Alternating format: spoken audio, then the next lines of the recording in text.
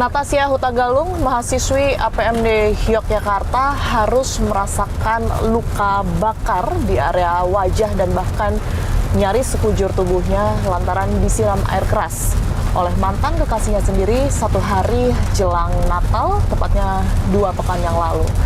Informasi yang kami terima, pemirsa, penyiraman air keras ini didasari oleh rasa kesal sang mantan kekasih atas nama Billy karena Natasha enggan untuk kembali menjalin hubungan dengannya. Dan ia pun informasinya menyewa eksekutor untuk datang ke kos-kosan dan melakukan penyiraman air keras. Saat ini, pemirsa, kami akan datang ke TKP, lokasi pos korban Natasha Hutagalung yang letaknya ini di kawasan Gendeng, Baciro, Gondokusuman, Yogyakarta untuk melihat secara langsung dan juga menggali informasi dengan warga ataupun juga saksi di sana. Saya Tiara Harahap, Anda menyaksikan Fakta.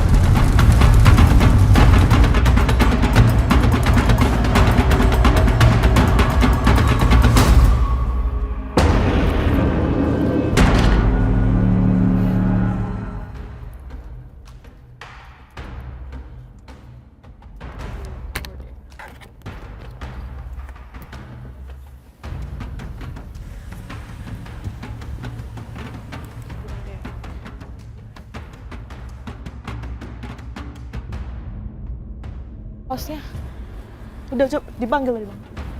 Belum.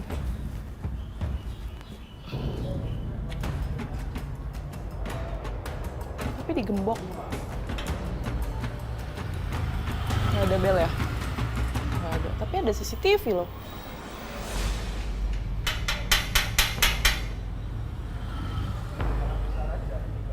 Ada CCTV loh.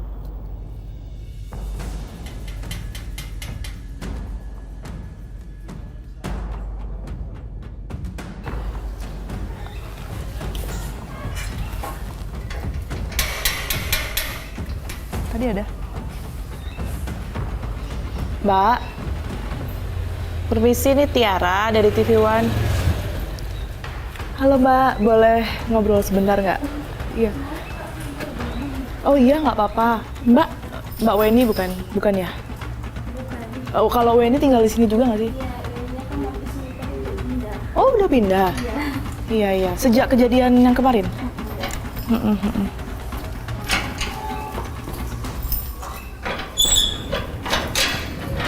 Mbak, salam kenal sebelumnya. Saya Tiara. Nggak apa-apa. Mbak, siapa saya panggil? Maria. Mbak Maria, oke.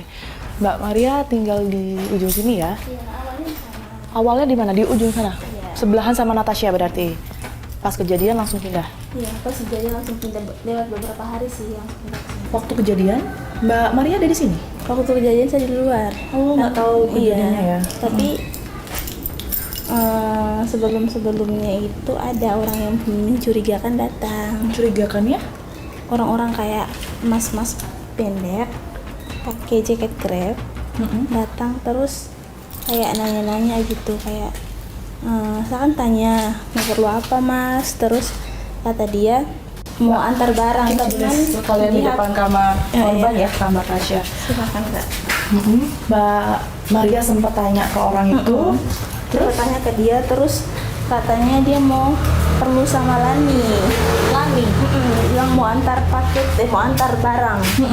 Tapi kan kalau mas-mas Grab kan kalau antar barang pasti orangnya udah langsung ke depan kan, ini nggak ada sama sekali. Jadi pas sorenya dia tuh udah mengintai kayak dari 3 hari sebelumnya gitu. Oh, Mbak Maria ingat ya kalau orang itu terus-terusan yang ada di sini, orang yang sama gitu ya? Orangnya sama. Ngintainya di mana Mbak? Deket dari pagar itu? Iya, dari sini sampai masuk ke dalam kos. Oh, sampai masuk ke dalam kos? Emang Makanya- itunya nggak digembok kayak tadi? Iya, makanya sekarang kami terus gembok. Oh, sebelumnya nggak? Semuanya enggak. Pelaku berarti sempat duduk di sini ya Mbak ya? Saya chat cowok saya buat datang ini. Jadi Pendek dia orang. Mbak Maria sempat foto. Oh, oke. Permisi ya Mbak ya, saya lihat. Jadi memang karena memang gelagat dari pelaku ini mencurigakan. Ini malam ya Mbak? Malam sebelumnya ya? Mbak Maria, teman korban yang satu kos ini sempat mengambil foto dan posisi dari pelaku ini berdiri di depan kursi ini karena memang informasinya sempat juga duduk menunggu di sini lama, kurang lebih setengah jam begitu. Bisa dilihat ini menggunakan jaket ojol, lengkap juga dengan helmnya. Waktu Mbak lihat ngefoto ini, dia udah mau pergi atau baru datang?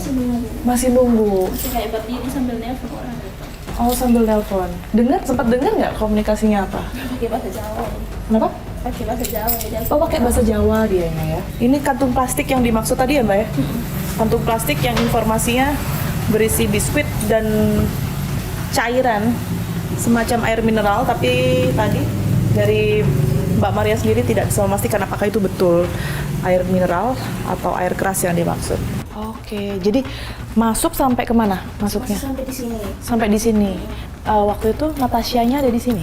Tasnya keluar. Tasnya itu sekali sih kesini Kak. Oh, jarang. Iya. Bisa di temannya nongkrong gitu. Jadi mungkin pas eksekusinya Tasyanya ada, cuman Tasya tuh kebiasaannya nggak kunci pintu. Oh, sebentar. Berarti setelah masuk bawa kantong plastik tadi ya, dia berapa lama di sini, Mbak Maria? Lama banget Kak, soalnya aku juga takut kan, jadi aku masuk ke dalam. Oke, iya. Mbak Maria lihatnya dari kamar ya? Oke. Lama, terus ngapain? Maksudnya gerak-geriknya apakah nelpon? Ya ada nelpon, terus mondar mandir gitu, kayak nunggu orang gitu, kayak lagi disuruh gitu sama orang. Terus saya keluar, berani diri keluar, Mas perlunya sama siapa? Terus katanya ada Lani nggak di sini? Nggak ada ya Mas. Lani tuh tinggal di sini juga?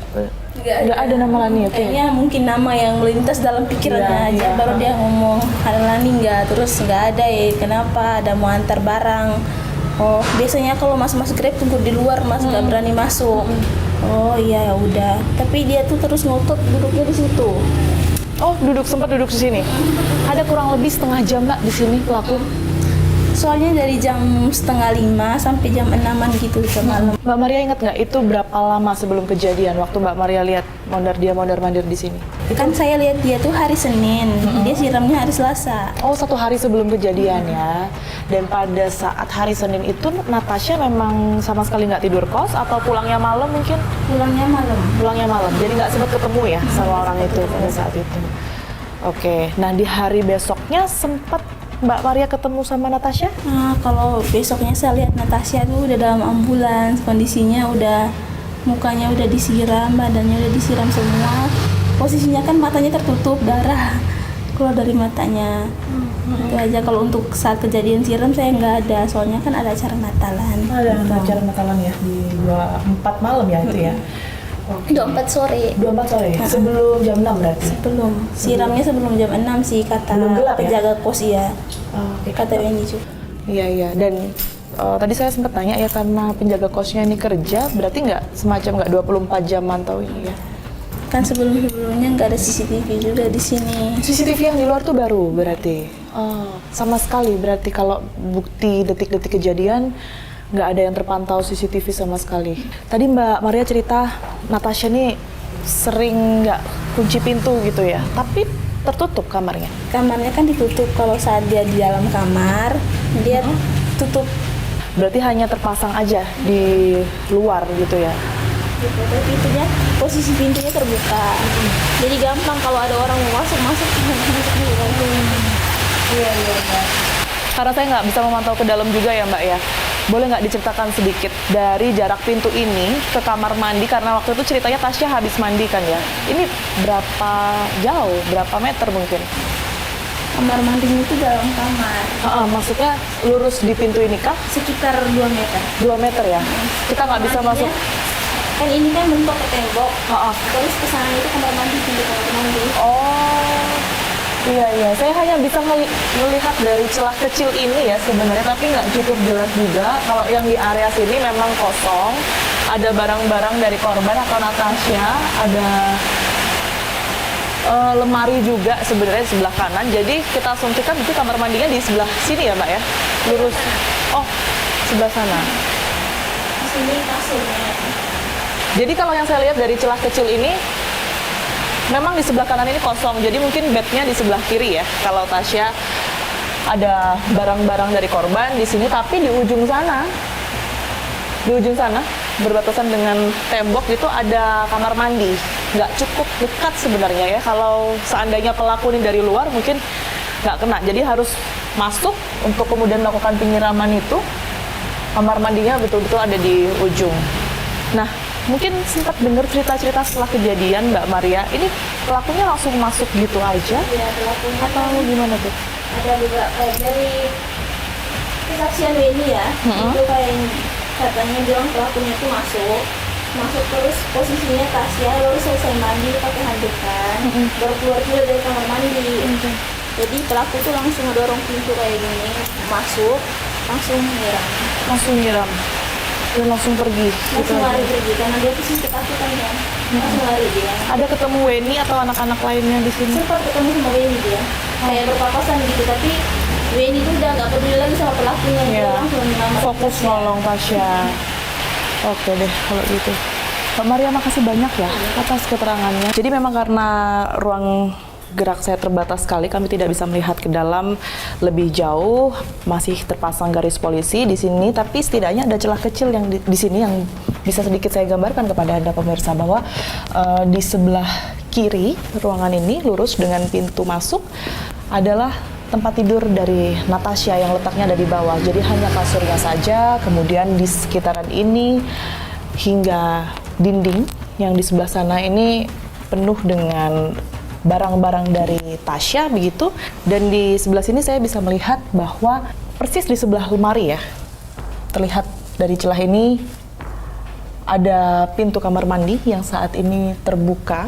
Disitulah informasinya TKP penyiraman dari korban Natasha Hutagalung setelah ia selesai mandi. Nah pemirsa, di kasur Tasya, di kasur korban tadi, saya melihat juga kerusakannya cukup parah karena bahkan posisinya sudah sobek begitu.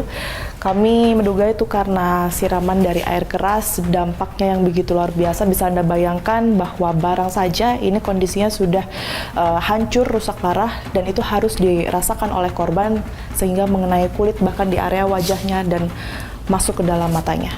Posisinya udah tergeletak duduk di belakang pintu. Tasya? Iya, Oke. tergeletak duduk di belakang pintu, handukan aja, terus